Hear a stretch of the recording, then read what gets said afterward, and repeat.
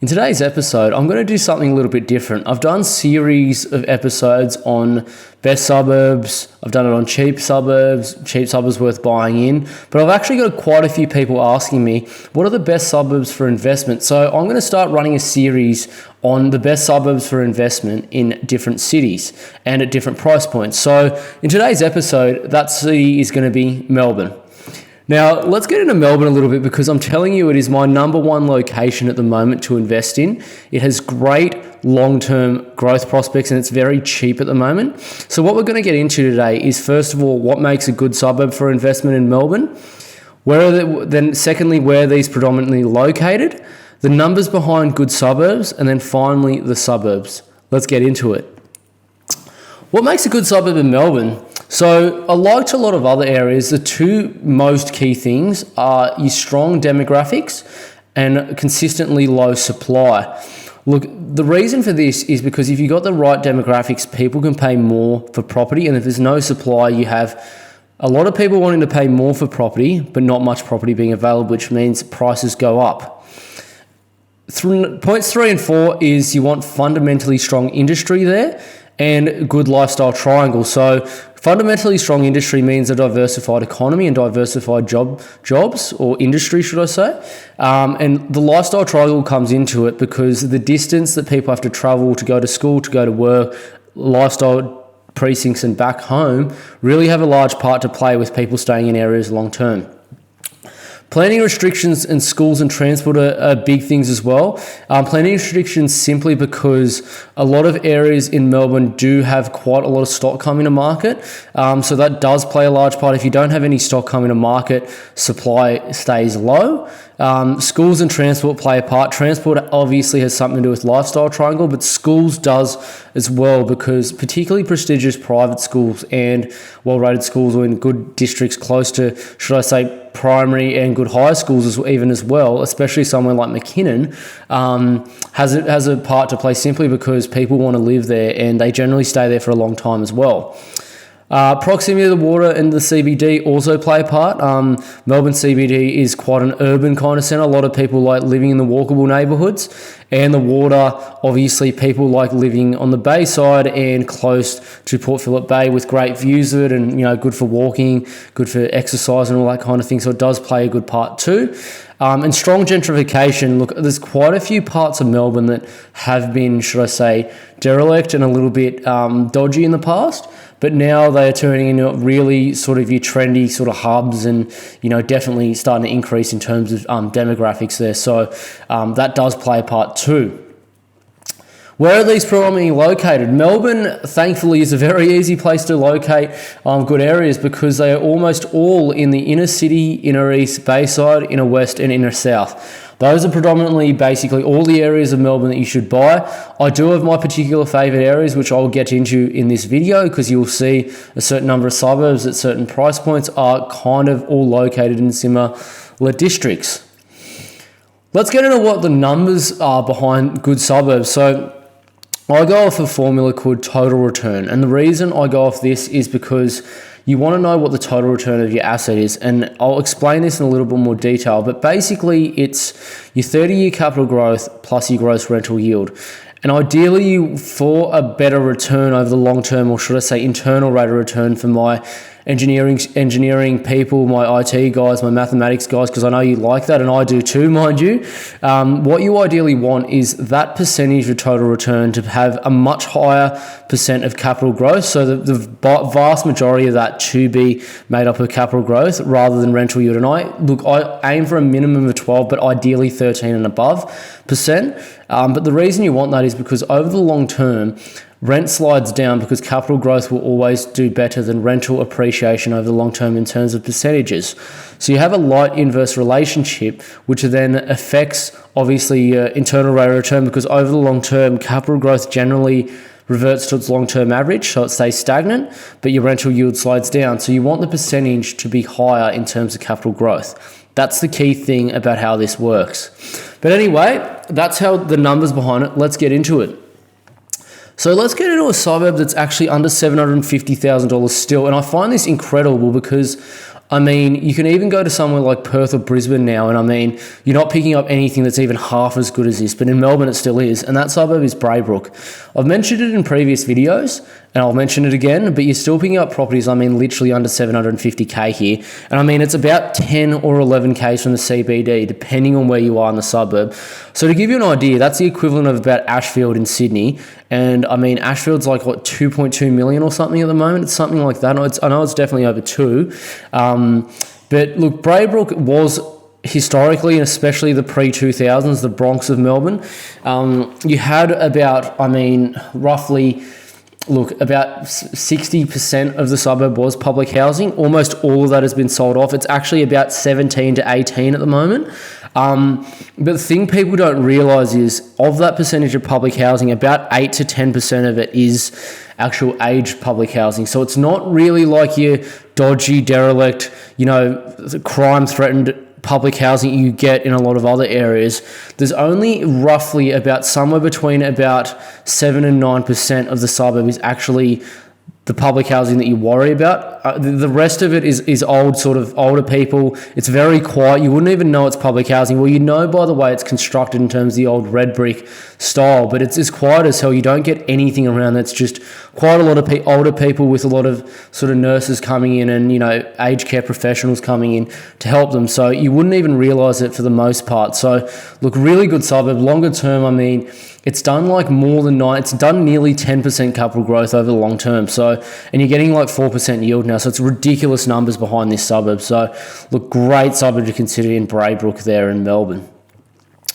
Let's get into another one that's nearby, and that suburb is under $850,000, and that suburb is Maidstone. So look, Maidstone is right next to Braybrook. It's just north of Footscray. Look, Maidstone actually, all in all, pretty much is one of Australia's top suburbs in terms of gentrification, and especially the last 15 to 20 years.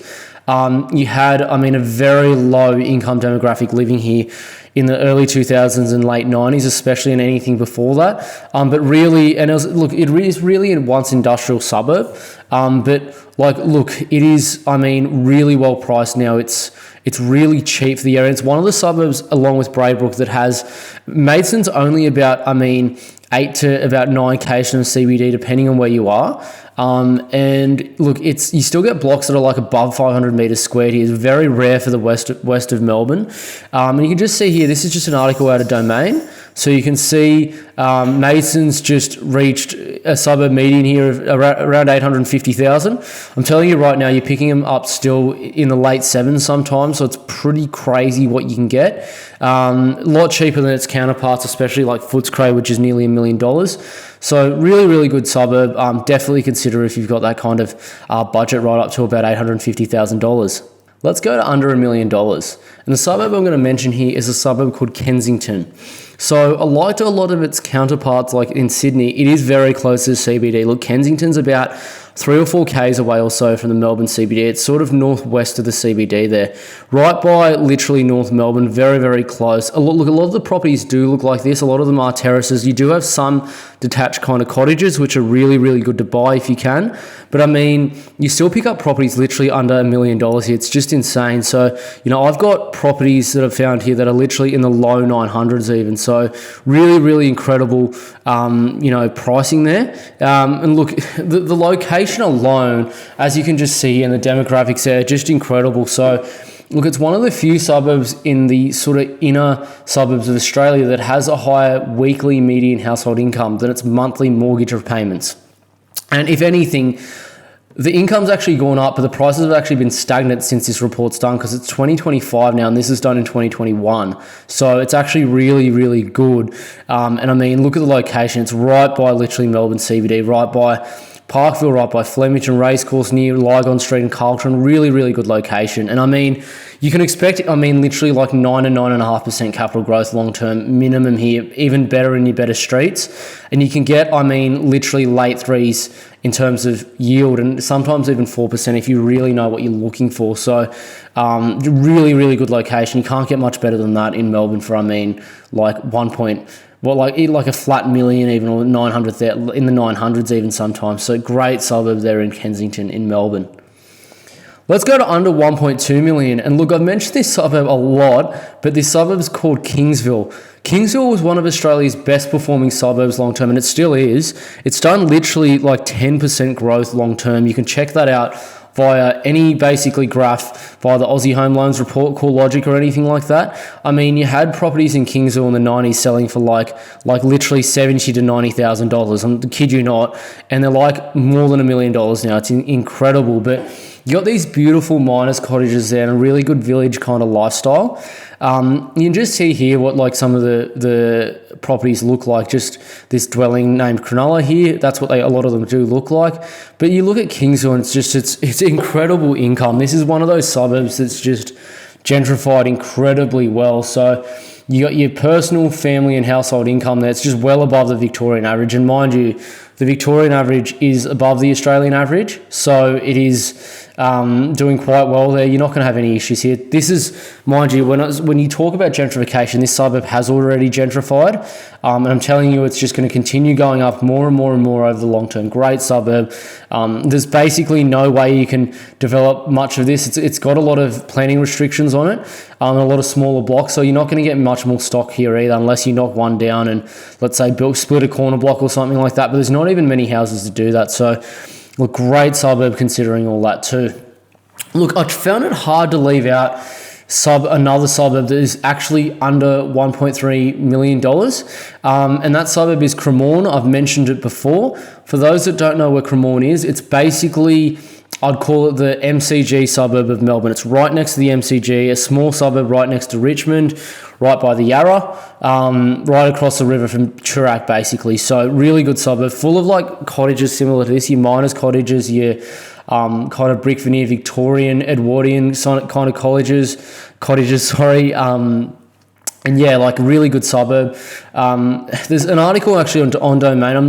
Don't have it here, but it says like it basically calls Cremorne the small Silicon Valley of Melbourne, and it's a good way to describe it because it is full of professionals and a lot of kind of techie kind of people and finance brokers and all that kind of thing. A lot of them live in Cremorne, and it's got the second highest weekly household income in all of Melbourne, and that is after Kooyong, which literally is basically a neighbour of it.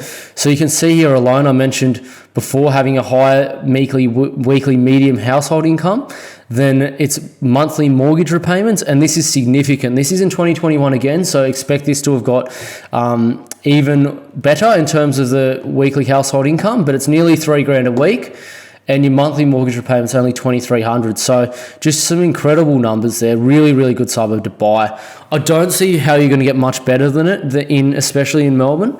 But yeah, really good suburb. Definitely consider Cremorne for under 1.3. Crazy, crazy price there. Let's go to under 1.5 million, and the suburb I'm going to mention here is a suburb called Prahran. And look, this suburb here, it's right next to Chirac and Windsor. It's in your sort of inner southeast. That's how I would describe it. Some people call it your inner south. Some people call it your kind of inner east, but I'd call it your inner southeast because it's kind of where it is. Look, it really is kind of, I don't even know how to describe it. It's kind of like a suburban suburb. You do have a few, but not many, larger blocks here, but most of you kind of miners' cottages or attached dwellings here. But really, like the suburb, it's just a really, really good suburb to buy in. And like, look, it's got exceptional demographics, obviously neighbouring Melbourne's most expensive suburb. You'd probably think it would have that. But its location is incredible too. I mean, it's minutes from St Kilda, it's minutes from the city, it's minutes from South Yarra, next to Chirac, next to Middle Park, very close to Albert Park too. You can't really go wrong here. And I mean, like people that live here don't even really need a car because it's got everything is within walkable distance as well. Great walk score. Everything nearby. Look, definitely a suburb I think you should consider for under 1.5 million. I've even seen properties here actually go, especially smaller cottages, for closer to $1 million. Really, a really incredible place to buy. But yeah, it's definitely something to consider. Definitely consider Prahran when you're looking at Melbourne for under 1.5 million, especially if you're investing. Let's go to under 2 million. And I still find it crazy because this suburb, like it's actually, when I say under 2 million, it's like, 1.6 to 1.7 million. I could probably even say it's a lot cheaper, but I almost have to list it as an under 2 million because I wanted to stretch a budget, but this is just too good of a suburb to miss, and that suburb's Port Melbourne. So as it's described, Port Melbourne is just south of the CBD. It's basically Port of Melbourne. And I mean, you can see it in the distance there, just in this photo. It's right next to the CBD. It's like 2 to 3 k's from the CBD. Used to be a very industrial suburb. A lot of Port Melbourne really have literally like the wharfies living there, a lot of your old sort of workman kind of people living there too. And I mean, like, you used to actually have a lot of public housing there too. So if you look along some, especially Olympic Boulevard, you have a lot of the old public duplexes, old public housing duplexes was sold off in the 80s and 90s. So it's sold off, like it's one of the earliest public sell-offs they'd ever done actually in Melbourne. And some of them, are only like right by the water and only like $1.5 to $2 million. In Sydney, that would be like 5 or 6 mil minimum, I'm telling you right now. So really good suburb also if you're sort of a buyer with a lot more, like a significant budget too, because you'll get a really good dwelling that's premier in Melbourne that'll do probably nearly 10% growth long term and probably even get 3 to 3.5% yield as well. Really good suburb to consider here, Port Melbourne, definitely. Look, coming to the best suburb of Melbourne, it's very hard to debate. I just said for any budget here, the best suburb in Melbourne I really think is Albert Park. Like for people in Melbourne, they'll know that this is the place to be. You don't get much better than Albert Park. Obviously, as you can see here, it's the most famous for the F1 that runs there. The streets are basically closed down. It turns into an F1 racetrack once every year when the Melbourne Grand Prix, or it's called, should I say, the Australian Grand Prix comes around. But great suburb. You can't really get much more than it.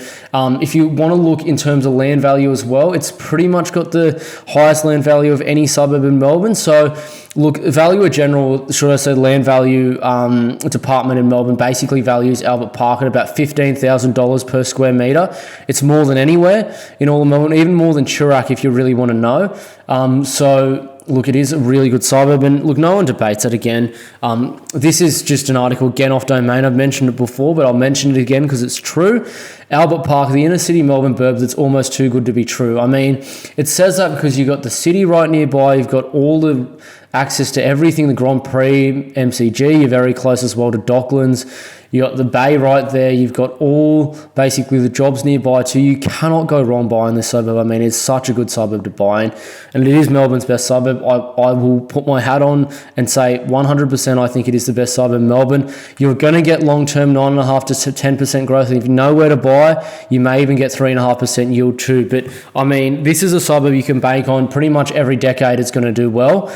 So this is where to buy if you have that big budget of $2-3+ million. Definitely a great suburb to buy in. But anyway, we're getting to the end of this video. I thank everyone for watching, and if you loved any of this content, please subscribe and also reach out if you need any help. I'll thank you again, and I'll see you in the next one. Cheers.